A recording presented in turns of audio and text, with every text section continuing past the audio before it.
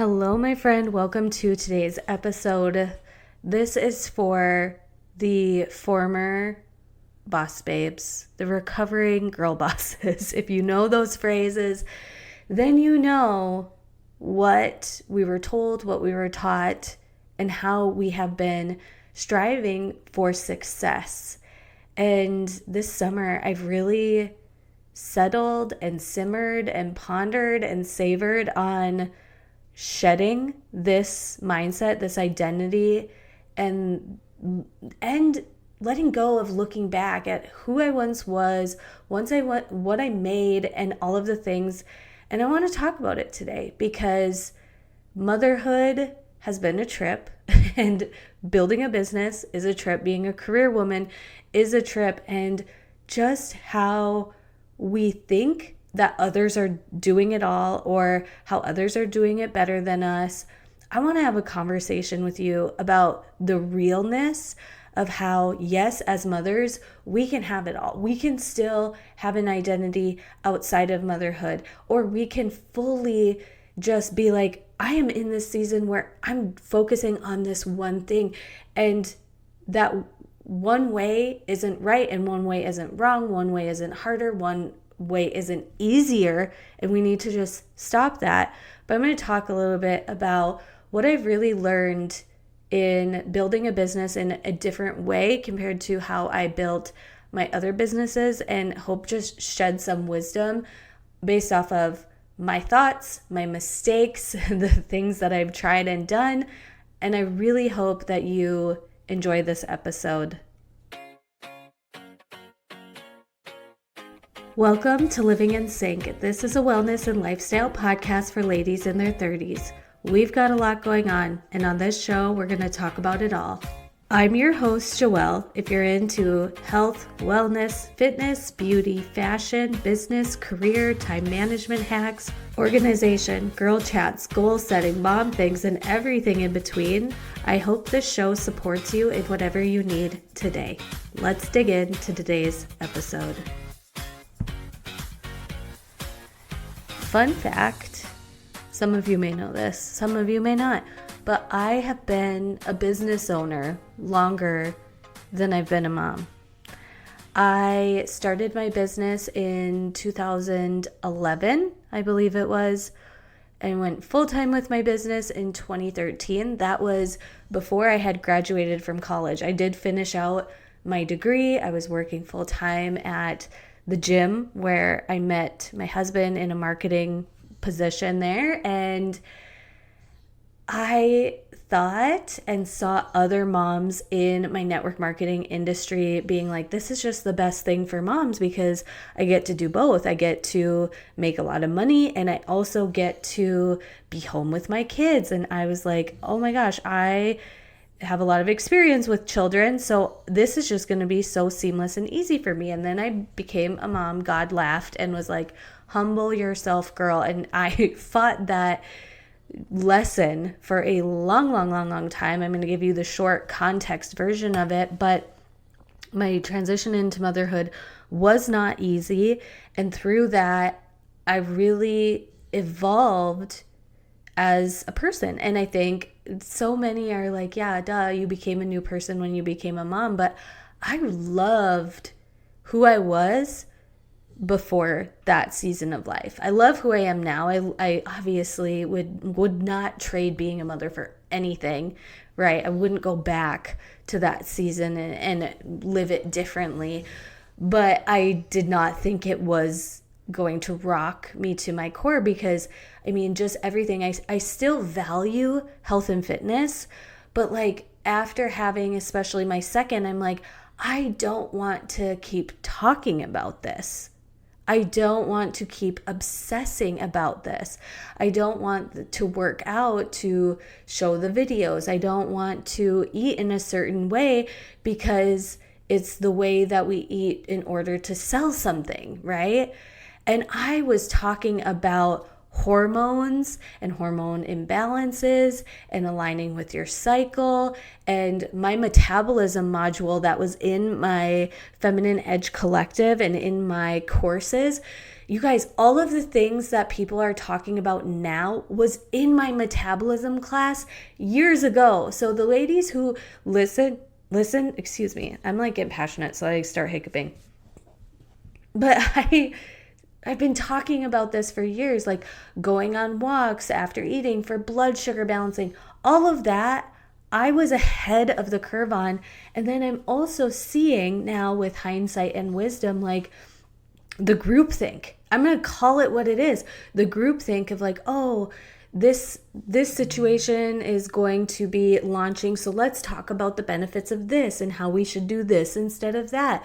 When I'm like, I've always thought being well-rounded in your health and fitness is what is so important and what is going to lead to optimal health and longevity, and that one thing isn't better than the others, and we really kind of just need it all as an approach. Now, this is not a bashing of the incredible company body that I am a part of. I am just saying this is what I got myself wrapped up in. These are the things that I saw and I have seen, and I've been just like, that doesn't feel right for me to do that anymore, to talk in that way anymore, to, really say, oh, you've got to do this one thing, ladies, you got to do this one thing. And then 6 months later, you're saying, oh, well, we've got to stop doing that because it's doing this to our body and we've got to do this instead so we get better results. And I'm just like scratching my head and I'm like, oh, I've so been there. I've so done that. And I remember when the book Girl Boss by Sophia Amoruso, and I know even in Sophia Amoruso's journey, she's had to shed this identity too after becoming a mom.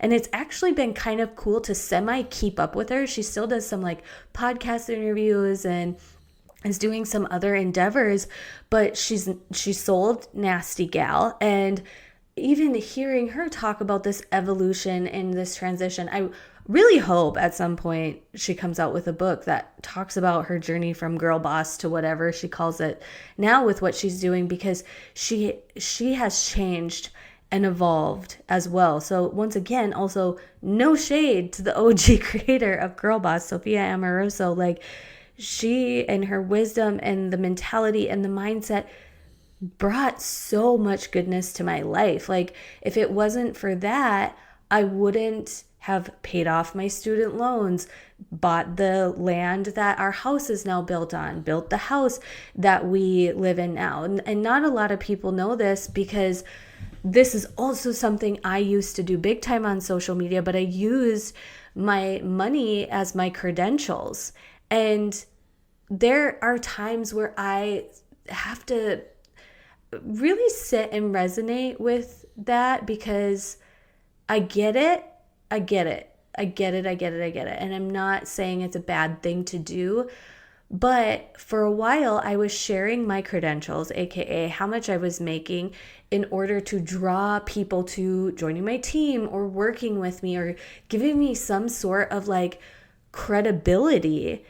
And what I found is it did draw a lot of the wrong people to me for the wrong reasons. I was and still am so passionate about health and fitness that it makes sense that I rose to the top and built a big team in a health and fitness company, because it's been something I was born passionate about. Like, I was that girl doing Jane Fonda workouts with her mom. I did Denise Austin workouts before high school. It's just always been a passion of mine. And when I was leading with the credentials instead of the mission and the values, I really saw a misalignment in it. And then also, once going back to the story I was telling, when we were purchasing our home, so we built our home, and at the end of the build, that's when you get your mortgage finalized. We bought this home with the mortgage of just my income. My husband was switching careers at that time. He went from one job to another. And so therefore the bank was like, well, we aren't including your income, but it's fine. And that was like a sense of empowerment for me, where it's like, literally I can do things on my own. Like, look at me, I'm doing things on my own. I don't need a man. Great that he's there, but like, I don't need it, and I can provide for myself, and I'm the one that's the quote unquote breadwinner. And I was sometimes awful because of that, and disrespectful to my husband because of that. And it wasn't until I saw a social media post, I believe it was around 2021 when TikTok was on the rise, where I saw a social media post, and it was really aimed towards men or women that say like, you know, my paycheck doesn't even cover childcare costs. Well, it was this woman saying, but if you're married and you put your money together and you take it in as a collection, and if your money collectively covers daycare costs and you want to still go on your own career path, then your income covers the expense of daycare. It doesn't have to be. And while that wasn't my situation, because I was we're pretty, like, you don't need to know the ins and outs of our finances now, but like that was a big one for me, where I'm like, it's not me and my business and my income, it's us. It's us, right? And I also made a post on social media where I was kind of talking about being in business, and I just wrote in one sentence, like, I've made millions online. And I had comments of like, what millions? I'm like, why is it you didn't think I was legit until I said the word millions? And it, like, in this sense, it still kind of rubs me the wrong way. And it led to me uncovering a limiting belief of like, I'm not taken seriously. Nobody takes me seriously. And as I kind of like pondered on that, I realized a lot of the places where it stemmed from in childhood, right? And I was able to use an RRT training of Andrea Crowder's. I'll leave it in the show notes below. But it's how to clear any emotional block in 20 minutes. And it truly works. It truly works. And I use that. And now I really, truly am like, I'm fine with people underestimating me. If you think my silly little business is just something that I get to do, and lucky for her, because I mean, still, even when the height of my network marketing, people would ask, what does your husband do? And it doesn't bother me. It doesn't bother me anymore. Like, underestimate me. Do it, please. Like, when it comes to being an entrepreneur, you've got to learn a lot of things about, for a long time, I was on my own self-employed healthcare plan. And I was, had to learn about investing in my retirement and in things for my retirement, because I didn't have a company that was automatically taking things out of my paycheck. I also have to do a lot of other different things tax-wise. Like, there is so much, even like talking about my network marketing days, there's so many baller things that you learn in that industry, because it's like you have to be disciplined in order to take care of those things, and you learn about those things because you have to do them.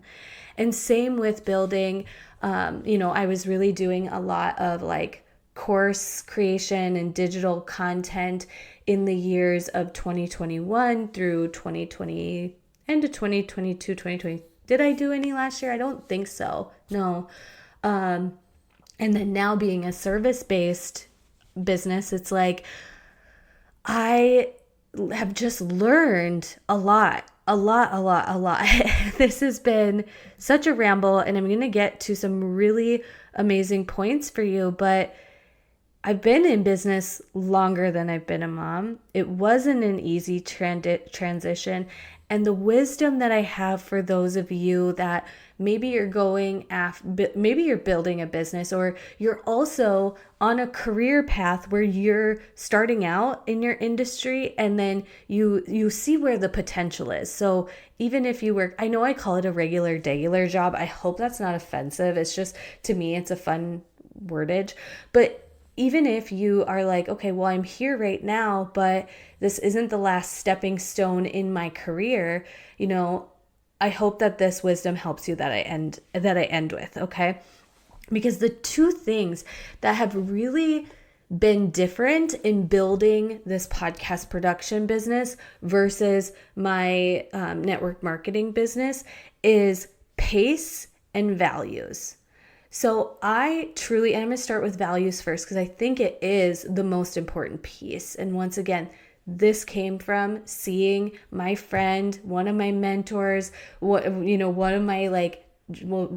of the top people that was in Body at the time of building her network marketing business, but also she was like side by side with me building our Team Misfit Republic. I've learned so much from her. So I want to give credit where credit is due.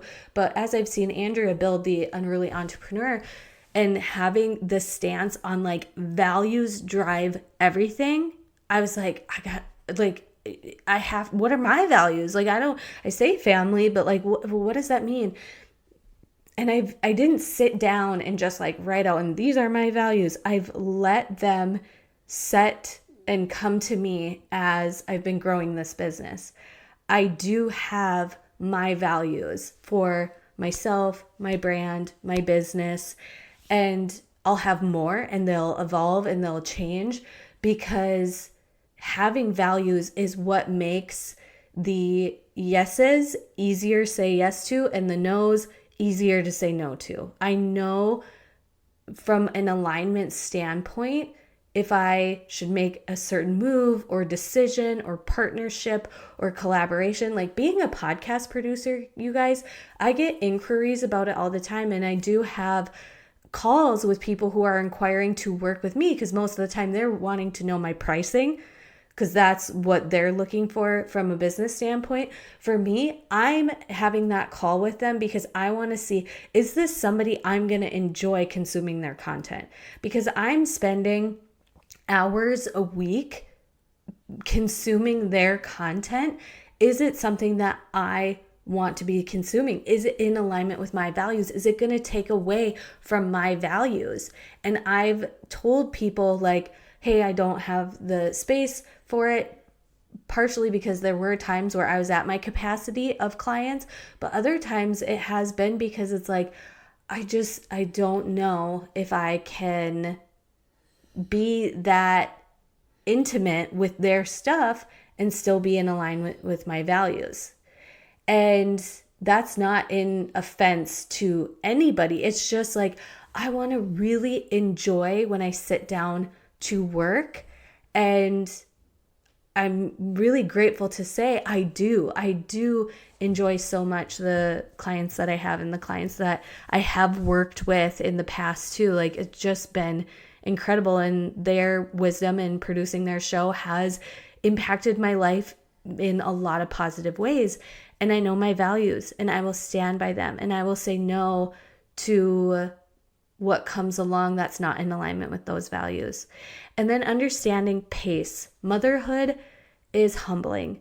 And there are going to be times in motherhood where there's more capacity and less capacity, and easier times and harder times, and things get, lighter in some ways and heavier in others. It truly does. Like when I thought when my kids were 1 and 3, I was like, that was the hardest stage. And then 2 and 4, I was like, this is so hard. And now they're almost 8 and 6. And I'm like, there are still challenges. This is still hard, but in different ways. Energetically, there are things that are easier and there are things that are harder. And I really just am now settled in, like, that's the gist of motherhood. And so my business matches that pace because my kids are incredible. My kids are fun to be around. I love spending time with my kids. I enjoy being in the midst of their morning routine and seeing them get off the bus in the afternoon. And so the pace of my business is determined by my people. If there was something that was like, for example, I was creating even a course and going through that kind of stuff in the fall But then I got a call from my mom and she had a hernia surgery and literally was like, nope, that can be pushed off to the side because I'm going to take care of that. And like my old girl boss mindset would have been like, push through it, stay up later, da da da da da. And I was like, no, I know in order to still care for my kids, care for my mom, show up and mentally, physically, and emotionally, I still needed to get good sleep and good workouts in. And I did that. I was like, I'm not gonna like just bulldoze to make this business work anymore. So that's the two big pieces of things is like the pace and the values. Acknowledge the season that you're in, and I think that will set the pace. That will clearly give you the mindset of what pace you're in, because even with being a working mom at, once again, I hope this isn't defensive, regular job, if you're in a position where it's like you're making enough to support your family, the hours are really, really great in alignment with your life and with getting kids to and from, because that's what the role you want to be for your family, then savor it. And that's okay, because you know what? The next season may come along and you're like, okay, maybe I'm ready to step up. Maybe I'm ready to apply for a different position. Maybe I'm ready to go back to full-time. I don't know what it is for you in your reality, but like, if you know what your season of life is now, that sets your pace. And if you know your values, you'll then be able to make decisions on when it's right for you to make some moves. Because trust and believe, my kids are going to be in school full-time in September. So Monday through Friday, I have to myself. And people ask me, what are you going to do? And I say, work more. Like innately, I say, I'm going to work more. And I think I will be stepping into that type of a season. But it will always come back to acknowledging the season I'm in and my pace and my values. And that'll dictate the drive. That will help me, right? And so what I've learned is to look at the here and now and seeing the potential on the horizon. Like I know that this industry of podcast production is huge. I've seen really huge podcast production businesses be built and sold. Like it is legit business where it's like I'm building an asset. And also I know like that's on the horizon, but I really live in the day-to-day. And I've got to shout out to one of my clients, Corey Lee of the Corey Lee Show, who it's a really great podcast, and her solo episodes are just so great with understanding like thy will be done and being in the mundane and living in the present and taking it day to day and like wanting God's plan instead of my plan. I think that's another difference in the girl boss wave is like I was bulldozing and making my plan work instead of being like, God, you make this what you want it to. And I can see the potential that's on the horizon. But I'm also here and now. A mom that gets 3 days a week. I still get the messages during the daytime that distract me from my tasks and my mindset and my workflow. But I think this is also another thing. I don't have a business plan or a vision of what I want this to look like, because I'm okay if God says don't do this anymore. And that has not come through to me, but I've come at peace where like my achievements, my success, my business accolades, or what I accomplish in my career is not the biggest badge that I wear. It's not. And I'd be okay and that's because my identity isn't attached to it anymore. Gosh, in those early years, and I was only 20, you guys, like it was in my 20s building this business. It makes sense to me as to why I was so impressionable on and attached to that thing, because it was just like, well, I couldn't get into the dietetics program at the college that I was at, so I'm going to attach to this other thing to really just make sure that I prove to myself and others in my hometown and this and that and the other thing that I did it. Like, I've done something. Like, look at her. And now I'm just like, where do I have peace in my life? Do I have plenty? Then I'm good.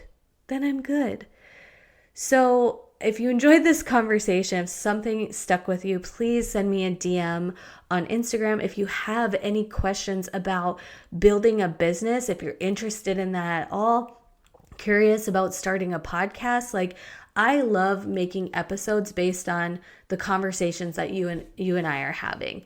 And now with Living in Sync being so well-rounded, it being about life, career, relationships, health, wellness, it's a lifestyle brand and podcast. I would love to hear and chat with you about the things you're wondering about and the things that you're doing or what you're going towards. I just would really love to hear from you. So come send me a DM on Instagram. Let's chat. Make sure you check out Patreon if you want more exclusive content. I used to do 2 episodes a week on the show that was free. And now I'm just like, why don't I just give those that want the extra? And the $5 a month is really helpful to running, producing, and keeping the show going. I truly appreciate it. And I will talk to you guys next time. Bye. Thank you for listening to today's episode. If you loved what you heard or you want to share your favorite episode topics, please leave a rating and review. This helps the podcast growth and gives people an idea of what the podcast is all about. Something new and exciting that I wanted to share with you before we go is that we now have a Patreon page. This has replaced the Feminine Edge collective community in a cohesive place that is easier for me to manage and cheaper for you. If you are interested in our monthly classes, exclusive day in the life vlogs, Bible studies, community Q&A, and more, go to patreon.com/livingInSync and join for just $5 a month. Check out the show notes for any links or details of things referenced in today's episode, and I look forward to chatting with you in the next one.